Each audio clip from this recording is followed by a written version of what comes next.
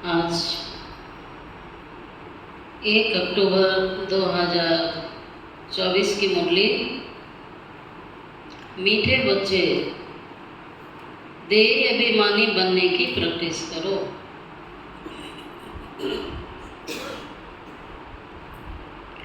देह अभिमानी बनने की प्रैक्टिस करो।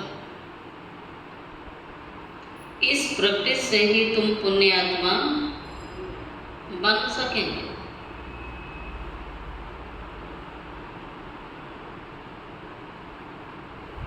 प्रश्न, किस एक नॉलेज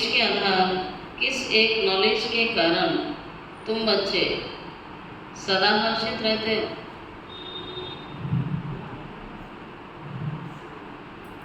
बताइए, किस एक नॉलेज के कारण तुम बच्चे सदा हर्षित रहते हो?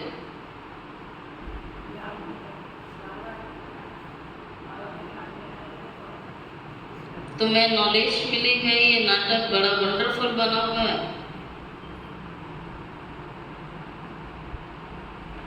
इसमें हर एक एक्टर का विनाशी पार्ट नोधा हुआ है। सब अपना अपना पार्ट बजा रहे हैं। इस कारण तुम सदा हर्षित रहते हो। प्रश्न, दूसरा प्रश्न है, कौन सा एक हुनर बाप के पास ही है, दूसरों के पास नहीं है? कौन सा हुनर एक बाप के पास ही है,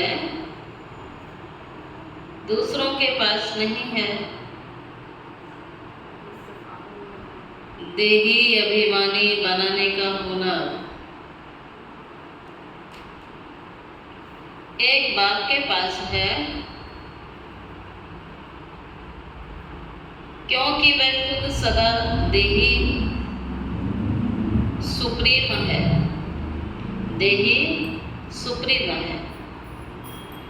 यह हुनर किसी भी मनुष्य को आ नहीं सकता।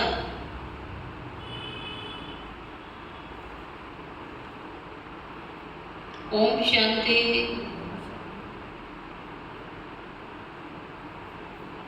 रूहानी बच्चों अर्थात आत्माओं के प्रति बाबा बैठ समझाते हैं। अपने को आत्मा तो समझना है ना, अपने को आत्मा।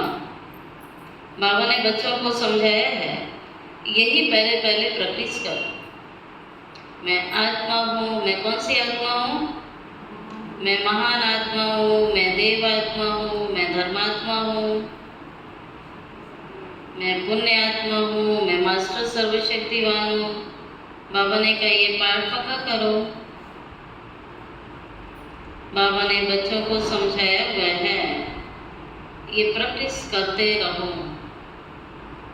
कि हम आत्मा है, ना कि शरीर।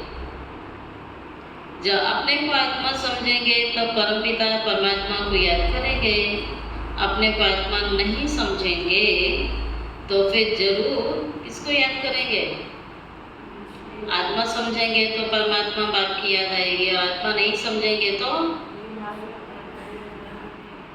तो लौकिक समाधियों की याद आएगी, धंधा आदि याद आता रहेगा। इसलिए पहले तो ये प्रैक्टिस होनी चाहिए बच्चों की। कौन सी प्रैक्टिस होनी चाहिए? मैं आत्मा हूँ, तो फिर रूहानी बाप की याद भी ठहरेगी। आत्मा समझोगे, बाबा याद रहेगा, बाबा की याद भी ठहर जाएगी। भूल जाएंगे, संबंधी याद आएंगे, धंधा याद आएगा। यह बाप शिक्षा देते हैं अपने को, देह नहीं समझो, देही समझो। ये ज्ञान बाप एक ही बार सारे कल्प में देते हैं, फिर 5000 साल के बाद ये समझाने मिलेंगे। अपने को आत्मा समझेंगे तो बाप की याद आएगी। आधा कल्प तुमने अपने को क्या समझा? आधा कल्प क्या समझते हैं? शरीर समझते हैं। देह भान में रहे, देह अभिमान में रहे, देह अहंकार में रहे। अब अपने को आत्मा समझना है। जैसे तुम आत्मा हो वैसे मैं भी आत्मा ही हूँ, परंतु मैं सुप्रीम हूँ, सर्वोच्च हूँ। मैं हुई आत्मा, तो मेरे को कोई देह याद पड़ती ही नहीं है। बाबा कहते हैं मेरा शरीर नहीं है, तो मुझे किसी के शरीर की याद भी नहीं आती है, मुझे कोई देहधारी याद नहीं आते हैं। मैं तो हुई आत्माओं का पिता। तो देह तो बाप देखता ही नहीं है, ये दादा तो शरीरधारी है, ये बाप तो निराकार है। ब्रह्मा शरीरधारी है, शिव बाप निराकार। ये प्रजापिता ब्रह्मा तो साकारी हो गया, शिव बाबा का असली नाम ही शिव है। वो है आत्मा, सिर्फ उस देवों अर्थात सुप्रीम आत्मा है। सिर्फ इस समय ही आकर इस शरीर में प्रवेश करता हूँ। वह कभी देह अभिमानी हो न सके। देह अभिमानी साकारी मनुष्य होते हैं, वो तो है ही निराकार। उनको आकर ये प्रैक्टिस करानी होती है। कहते हैं तुम अपने को आत्मा समझो। मैं आत्मा हूँ, आत्मा हूँ, आत्मा हूँ। ये पाठ बैठ करके पढ़ो, अपने को पक्का कराओ। मुश्किल है पाठ। मैं आत्मा शिव बाबा का बच्चा हूँ, हर बात की प्रैक्टिस तो करनी चाहिए ना। मैं आत्मा शिव बाबा का बच्चा हूँ, ये सबसे बड़ा सम्मान है, भगवान का बच्चा हूँ। ये बैठ के अपने को पाठ पढ़ाओ, प्रैक्टिस करनी चाहिए। बाप को नई बात तो नहीं समझा रहे हैं ना। तुम जब अपने को आत्मा पक्का पक्का समझोगे, तब तुम्हें बाप भी पक्का याद रहेगा। देह अभिमान होगा तो बाप को याद कर नहीं सकेंगे। आधा कल्प तुमको देह अहंकार रहता है। अभी तुमको सिखाता हूँ, अपने को आत्मा समझो। सतयुग में ऐसे कोई सिखाता नहीं है कि अपने को आत्मा समझो। शरीर पर नाम तो पड़ता है ना, बाकी बुलाएंगे तो नाम से ही। श्री कृष्ण भी शरीर का ही नाम हुआ ना। नाम बगैर तो कारोबार आदि चल नहीं सकेगी। ऐसे नहीं कि वहाँ यह कहेंगे कि अपने को आत्मा समझो, वहाँ तो आत्म अभिमानी रहते ही हैं। वहाँ सबका स्वरूप ही यही है। नेचुरल स्मृति आत्मा की रहती है। सतयुग में इसलिए देहभान होता ही नहीं है, विकार होते नहीं है। घड़ी घड़ी वहाँ याद दिलाने की कोई आवश्यकता ही नहीं है। ऐसे नहीं कि वहाँ ये कहेंगे कि आत्मा समझो, वहाँ आत्म अभिमानी नेचुरल रहते हैं। ये प्रैक्टिस तो तुम्हें अभी कराई जाती है, क्यों कराई जाती है? क्यों कराई जाती है? क्योंकि बहुत चढ़े हुए हैं। आहिस्ते आहिस्ते ये प्रैक्टिस इसलिए कराई जाती है क्योंकि पाप बहुत चढ़े हुए हैं। तो पापों को कम करने का तरीका है देह अभिमानी स्टेज। देह अभिमान होगा तो देह अभिमान पाप कराता है। बाबा कहता है आहिस्ते आहिस्ते थोड़ा थोड़ा पाप चढ़ते चढ़ते अब ये फुल पापात्मा बन पड़े हो, पूरी पापात्मा बन गए। और पुण्य आत्मा बनने का आधार है देह अभिमानी स्थिति। आधा कल्प के लिए जो कुछ किया वो खलास भी तो होगा ना। आहिस्ते आहिस्ते कम होता जाता है। सतयुग में तुम सतो प्रधान हो, त्रेता में सतो बन जाते हो। वर्षा तो अभी मिलता है। अपने को आत्मा समझ बाबा को याद करने से वर्षा मिलता है। ये देही अभिमानी बनने की शिक्षा बाबा अभी तुम बच्चों को देते हैं। बच्चे देही अभिमानी भवो, देही अभिमानी बनो। सतयुग में शिक्षा नहीं मिलती है, अपने अपने नाम पर चलते हैं। या तुम्हारे को याद के बल से, पाप आत्मा से पुण्य आत्मा जरूर बनना है। लक्ष्य है पुण्य आत्मा बनना। सतयुग में शिक्षा की कोई आवश्यकता नहीं होगी। ना तुम ये शिक्षा वहां ले जाओगे, वहां ना ये ज्ञान होगा, ना योग ले जाते हैं। तुमको पतित से पावन तो अभी ही बनना है। फिर आहिस्ते आहिस्ते कला कम होती जाती है। जैसे चंद्रमा की कला कम होते होते लीक जाके बाबा ने कहा थोड़ा सा जैसे बचता है, लकीर बच जाती है, ऐसे ही रहता है। तो इसमें मुझो नहीं। कुछ भी अगर समझ में नहीं आता है तो क्या करो? बाबा ने कहा पूछना चाहिए ना। कुछ समझ में नहीं आता है तो पूछो। पहले तो पक्का निश्चय करो। तो कौन सा पक्का निश्चय करना है? पक्का निश्चय करना है कि मैं आत्मा हूँ, ये पाठ पक्का करो। तुम्हारी आत्मा ही अभी तमो प्रधान बनी है। पहले सतो प्रधान थी, फिर दिन प्रतिदिन कला कम होती जाती है। मैं आत्मा हूँ ये पक्का ना होने से ही तुम बाप को भूलते हो। पहले पहले मूल बात यही है। आत्म अभिमानी बनने से बाबा याद आएगा तो वर्षा भी याद आएगा। वर्षा याद आएगा तो पवित्र भी रहेंगे और फिर दैवी गुण भी रहेंगे। एम ऑब्जेक्ट तो आपके सामने खड़ा है ना कि मुझे ऐसा लक्ष्मी नारायण समान बनना ही है। ये तो गॉडली यूनिवर्सिटी है। भगवान पढ़ाते हैं, देही अभिमानी भी वही बना सकता है और कोई भी ये हुनर जानता नहीं है। एक बाप ही सिखलाते हैं। ये दादा भी पुरुषार्थ करते हैं। बाप तो कभी देह लेते नहीं हैं, तो उनको देही अभिमानी बनने का पुरुषार्थ तो करना पड़े। वैसे तो इस समय आते हैं और तुम्हें देही अभिमानी बनाते हैं। ये कहावत है, जिसके माथे मामला नींद कहाँ से आए। जिसके माथे मामला होता है उसको नींद नहीं आती है, उसकी नींद फिट जाती है। बहुत धंधा आदि टू मच होता है ना तो फुर्सत नहीं मिलती है, और जिन्हें फुर्सत है आ जाते हैं। वो कहते टाइम नहीं है,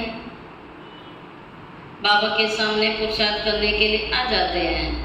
कोई नए भी आते हैं, समझते हैं नॉलेज बड़ी अच्छी है। गीता में भी अक्षर है ना, मुझ बाप को याद करो तो तुम्हारे विक्रम विनाश हो जाएंगे। तो बाप भी समझाते हैं, बाप कोई को दोष नहीं दे रहे हैं। ये तो जानते हैं तुमको पतित से पावन बनना ही है। हमको आकर पतित से पावन बनाना ही है और तुम्हें बनना ही है और बाप को बनाना ही है। ये तो बना बनाया ड्रामा है। इसमें कोई की निंदा की बात नहीं है। तुम बच्चे अभी ज्ञान को अच्छी रीति जान गए। बाबा ने कहा बच्चे तो समझ गए हो अभी। और तो कोई भी ईश्वर को जानते नहीं है, इसलिए निधन के अर्थात नास्तिक कहलाए जाते हैं। अभी बाबा बच्चों को कितना समझदार बनाते हैं। तो सब समझदार बैठे हैं। बाबा कहता है मैं कितना समझदार बनाता हूँ, टीचर रूप में शिक्षा देते हैं, कैसे सृष्टि का चक्र चलता है। ये शिक्षा मिलने से तुम भी सुधर जाते हो। ये शिक्षा सुधारने के लिए है। जो आत्माएं शिक्षा ग्रहण करती हैं उनका सुधार हो जाता है। भारत जो शिवालय था सो वैश्यालय है, इसमें गिलाने की कोई बात नहीं है। ये खेल है जो बाबा समझाता है। तुम देवता से असुर कैसे बने हो, ऐसे नहीं कहते क्यों बने। बाबा आए ही हैं बच्चों को अपना परिचय दे रहे हैं, और सृष्टि चक्र कैसे चलता है ये नॉलेज देने के लिए बाबा स्वयं आए हैं।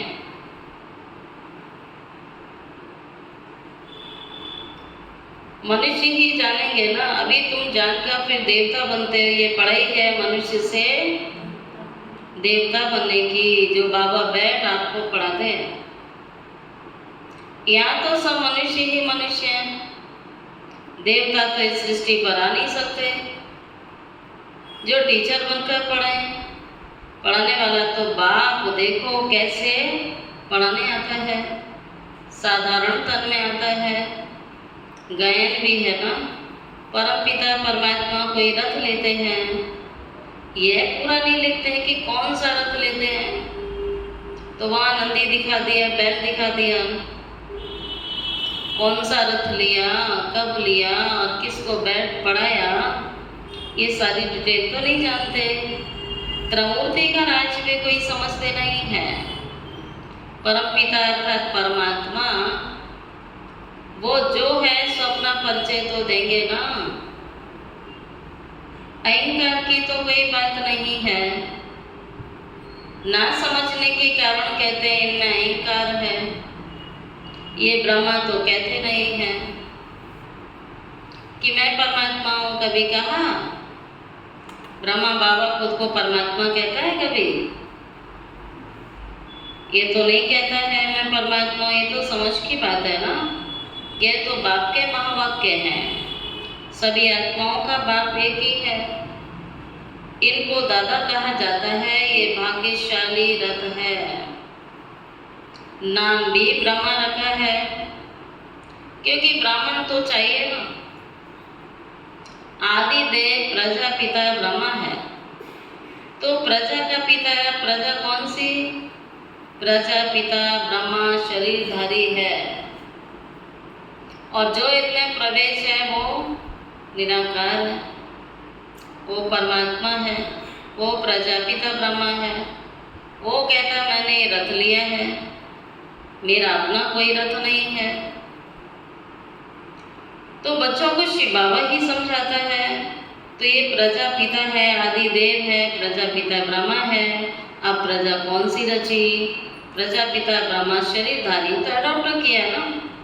बच्चों को शिव बाबा समझा भी रहे हैं कि मैं अडॉप्ट नहीं करता हूँ, तुम सब आत्माएं तो सदैव मेरे बच्चे हो। अडॉप्ट तो दूसरे के बच्चे को किया जाता है ना। बाबा ने कहा आप तो अविनाशी संतान हो, सदा ही मेरे हो। मैं तुमको बनाता नहीं हूँ, मैं तो तुम आत्माओं का अनादि पिता हूँ। बाबा कितना अच्छी रीति समझाते हैं, फिर भी कहते हैं अपने को आत्मा समझो। तो तुम सारी पुरानी दुनिया का, बेहद का क्या करते हो? संन्यास करते हो। बुद्धि से जानते हैं अब वापस जाएंगे दुनिया से। ऐसे नहीं कि कोई संन्यास करके जंगल में जाएंगे। सारी दुनिया का संन्यास कर हम अपने घर चले जाएंगे। इसलिए अब तुम्हें कोई भी चीज याद नहीं आनी चाहिए। तो किसकी याद आनी चाहिए? सिवाय बाप के तुम्हें कुछ भी याद ना आए। क्यों? क्योंकि घर चलना है। 60 वर्ष की आई हुई तो वाणी से परे वानप्रस्थ में जाने का पुरुषार्थ करना चाहिए। ये वानप्रस्थ की बात है अभी की। भक्ति मार्ग में तो वानप्रस्थ का किसी को पता ही नहीं है। वानप्रस्थ का अर्थ भी नहीं बता सकते। वाणी से परे मूल वतन को कहेंगे ना, वहाँ सभी आत्माएं निवास करती हैं, तो सबकी वानप्रस्थ अवस्था है, सबको जाना है घर। शास्त्रों में दिखाते हैं आत्मा भ्रकुटी के बीच चमकता हुआ सितारा है। कई समझते हैं आत्मा अंगुष्ठे मिसल है। अंगुष्ठे मिसल को याद करते हैं, स्टार को याद कैसे करेंगे, पूजा कैसे करेंगे? बाबा समझाता है तुम देह विमान में जब आते हो तो पुजारी बन जाते हो। भक्ति का समय आरंभ हो जाता है, उनको भक्ति कल्ट कहा जाता है। ज्ञान कल्ट अलग है। ज्ञान और भक्ति इकट्ठे नहीं हो सकते, जैसे कि रात और दिन कभी भी इकट्ठे नहीं होते हैं, ऐसे ही ज्ञान और भक्ति इकट्ठे नहीं होते हैं। दिन सुख को कहा जाता है और रात इस सृष्टि में जब दुख का समय होता है वो रात्रि होती है, और जब सुख का समय होता है तो दिन। दिन अर्थात स्वर्ग और दुख रात अर्थात नरक।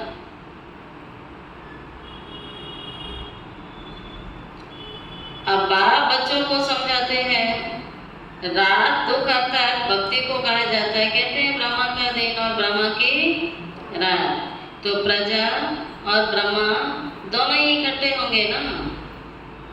तुम समझते हो ब्राह्मण आधा कल्प सुख भोगते हैं, फिर आधा कल्प दुख। ये बुद्धि से समझने की सारी बातें हैं।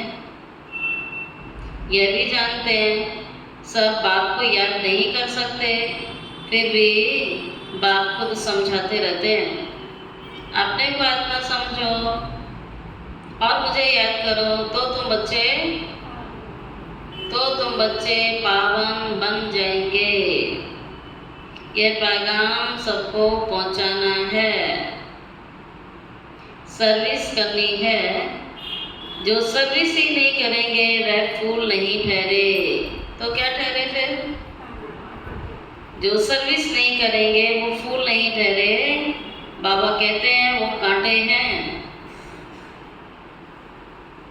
बागवान बगीचे में आएंगे, उनको फूल ही सामने चाहिए ना।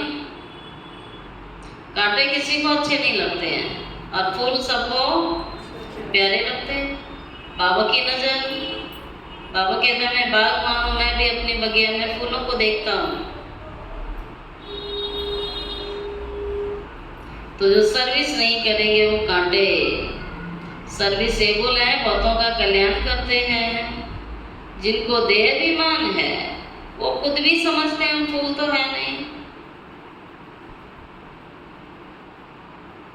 बाबा के सामने तो अच्छे अच्छे फूल बैठे हैं, अवश्य बाबा की नज़र उन फूलों पर जाएगी जो सेवादारी हैं, खूब सर्विस करते हैं।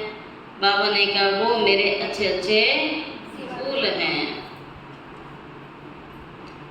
जो अनेकों का कल्याण करने के निमित्त हैं। बाबा की नज़र उन पर जाती है और डांस भी अच्छा चलेगा। बाबा कहता है मेरा ज्ञान डांस अच्छे अच्छे फूलों को देखकर होता है। डांसिंग गर्ल का मिसाल बाबा ने कहा, स्कूल में भी टीचर तो जानता है ना कौन नंबर 1 है, कौन नंबर 2 है, कौन नंबर 3 है। बाबा का भी अटेंशन हमेशा सर्विस करने वाले बच्चों की तरफ चला जाता है। दिल पर भी कौन चढ़ेंगे? बाबा के दिल पर कौन चढ़ते हैं? जो सेवाधारी हैं, जो सर्विस करते हैं। बाबा के दिल पर वही चढ़ते हैं। डिसर्विस करने वाले बाबा के दिल पर चढ़ेंगे? डिसर्विस करने वाले बाबा के दिल पर कभी नहीं चढ़ेंगे। बाप पहले मुख्य बात ही समझाते हैं, अपने को आत्मा निश्चय करो तब बाप की याद ठहरेगी। देह अभिमान होगा तो बाबा की याद करेगी नहीं। लौकिक संबंधियों तरफ, धंधे दोरी तरफ तुम्हारी बुद्धि चली जाएगी। देह अभिमानी होने से पारलौकिक बाबा की याद भी आएगी, लेकिन देह अभिमान आने से कहा ना लौकिक संबंधी याद आएंगे, धंधा याद आएगा। बाबा को तो बहुत प्यार से याद करना चाहिए, ठीक है। सिर्फ याद नहीं करना है, लेकिन बहुत प्यार से याद करना है। आपने को आत्मा समझना है, इसमें मेहनत है, एकांत चाहिए। 7 रोज की भट्टी का कोर्स बहुत कड़ा है, कोई की याद नहीं आनी चाहिए, किसको पत्र भी नहीं लिख सकते। ये भट्टी तुम्हारी शुरू की थी ना, यहाँ तो सबको रख नहीं सकते, इसलिए कहा जाता है घर में रह करके आपको प्रैक्टिस करनी है। भक्त लोग भी भक्ति के लिए अलग कोठी बना देते हैं ना, एकांत, और उस कोठरी में बैठ जाते हैं। एकांत तो बहुत जरूरी है, भक्ति के लिए भी एकांत चाहिए, तो ज्ञान में भी एकांत चाहिए, याद के लिए चाहिए ना एकांत। कोठरी में बैठ जैसे माला सिमटते हैं ना, तो इस याद की यात्रा के लिए आपको एकांत चाहिए। एक बाबा को याद करना है, इसमें कुछ जबान चलाने की बात है क्या? याद में जबान चलाना है, कोई जाप करना है, कोई मंत्र पढ़ना है। बाबा ने कहा मुख को बंद करना है, बुद्धि से याद करना है, दिल से याद करना है। इसमें जबान चलाने की कोई बात नहीं है। इस याद के अभ्यास में तो फुर्सत चाहिए ना। तुम जानते हो लौकिक बाप तो हद का क्रिएटर है, और ये बाप है बेहद का क्रिएटर। प्रजापिता ब्रह्मा तो बेहद का ठहरा ना, बच्चों का अडॉप्ट किया है। शिव बाबा अडॉप्ट नहीं करते हैं। प्रजापिता ब्रह्मा तो बेहद का है ना, इसने किया है, उनके तो बच्चे सदैव हो ही। तो तुम कहेंगे ना शिव बाबा के बच्चे अनादि आत्माएं हैं, ब्रह्मा ने तुम्हें अडॉप्ट किया है। हर एक बात अच्छी रीति समझने की होती है। बाबा रोज रोज बच्चों को समझाते हैं, कहते हैं बाबा याद नहीं रहती है। बाबा कहते हैं इसमें थोड़ा समय निकालना चाहिए। कोई कोई ऐसे होते हैं जो बिल्कुल समय दे नहीं सकते हैं योग के लिए, बुद्धि में बहुत काम रहता है, फिर याद की यात्रा कैसे होगी? बाबा समझाते हैं मूल बात तो यही है ना, इस ज्ञान मार्ग की मूल बात तो यही है ना, अपने को आत्मा समझ बाबा को याद करना है, तो तुम पावन बन जाओगे। मैं आत्मा हूँ, और आगे मैं शिव बाबा का, बोलिए सभी, मैं आत्मा हूँ और मैं शिव बाबा का बच्चा हूँ। ये भी मन मना भव हुआ। इसमें मेहनत चाहिए। आशीर्वाद की तो कोई बात ही नहीं है ना, ये तो खुद मेहनत करनी है। इसमें कोई आशीर्वाद की बात नहीं, तो पढ़ाई है ना। इसमें कृपा आशीर्वाद नहीं चलती। मैं कभी तुम्हारे ऊपर हाथ रखता हूँ क्या? तुम जानते हो बेहद के बाप से हम वर्षा ले रहे हैं। अमर भव, आयुष्मान भव, इसमें सब आ जाएगा। तुम फुल एज पाते हो, वहां कभी अकाले मृत्यु नहीं होती है। ये वर्षा कोई साधु संत आदि दे नहीं सकेंगे। वह कहते हैं पुत्रवान भवा, तो मनुष्य समझते उनकी कृपा से बचा हुआ, बस उनको बच्चा नहीं होगा तो वह जाकर उनका शिष्य बनेंगे, है ना। गुरुओं के शिष्य बन जाते हैं, फिर समझते हैं गुरु की कृपा से बचा हुआ। ज्ञान तो एक ही बार मिलता है और ये ज्ञान है अव्यभिचारी ज्ञान। भक्ति को अज्ञान कहा जाता है। ये अव्यभिचारी ज्ञान जिसकी आधा कल्प प्रारब्ध चलती है। फिर अज्ञान है, भक्ति को अज्ञान कहा जाता है। हर एक बात कितनी अच्छी रीति समझाई जाती है। बाबा कहता है रोज बाबा की मुरली कितनी लंबी चलती है। एक एक बात बाबा कितना क्लियर करके समझाते हैं। क्यों समझाते हैं? ताकि बच्चों को अच्छी तरह से समझ में आ जाए। परंतु अहो माया फिर भी कईयों की बुद्धि में बैठता नहीं है। बाबा तो बहुत मेहनत करते हैं बच्चों के लिए, तो बच्चों को भी पढ़ने की मेहनत करनी चाहिए।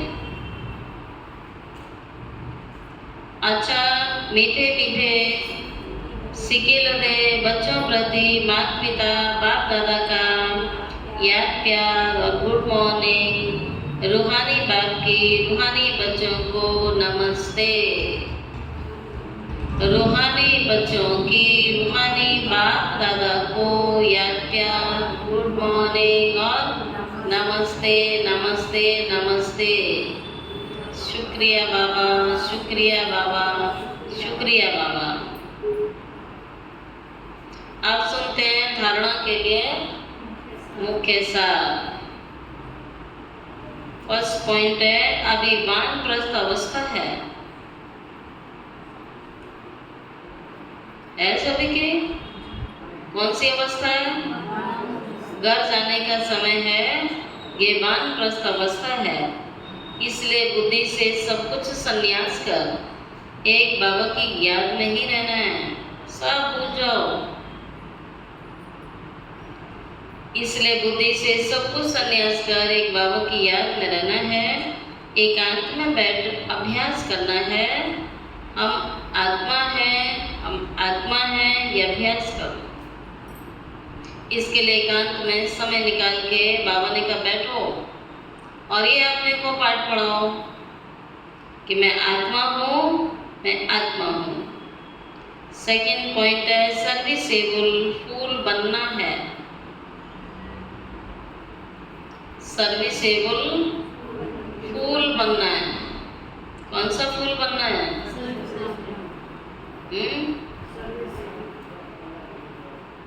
सर्विसेबल फूल बनना है। देह अभिमान वश ऐसा कोई कर्म नहीं करना है जो डिसर्विस हो जाए।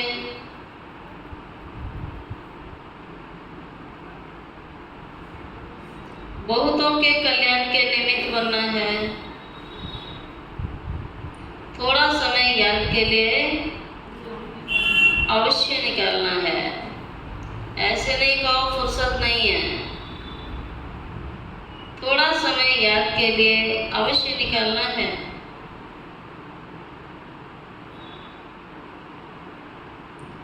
आज का वरदान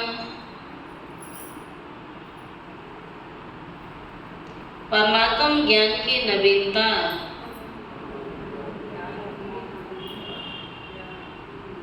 परमात्म ज्ञान की नवीनता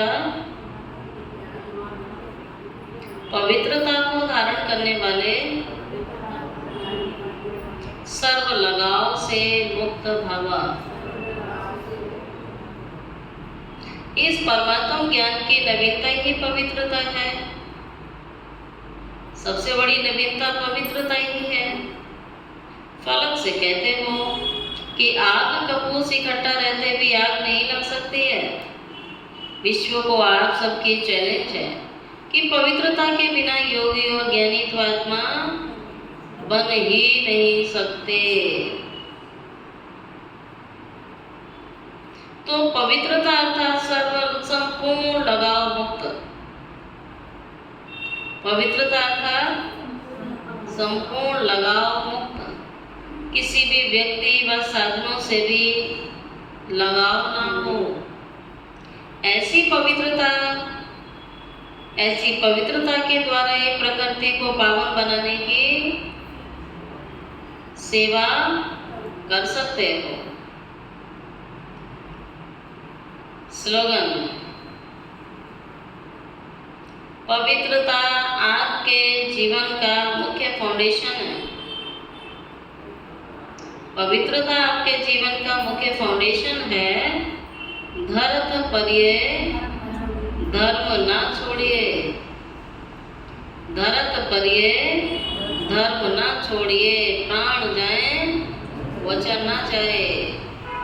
तो ऐसी ऊंची पवित्रता की धारणा हमें करनी है जो दुनिया वालों को आप चैलेंज कर सकें। जो बाबा ने वरदान में सुनाया कि आप कपूस इकट्ठे भी रहेंगे लेकिन आग नहीं लगेगी। तो बाबा कहता है ये बात सिद्ध कर सकते हैं भगवान के बच्चे। पवित्रता सबसे बड़ी शक्ति है। इसके बिना तो ना ज्ञानी आत्मा बन सकेंगे ना योगी बन सकेंगे। तो पवित्रता की धारणा बहुत जरूरी है। अच्छा, ओम शांति।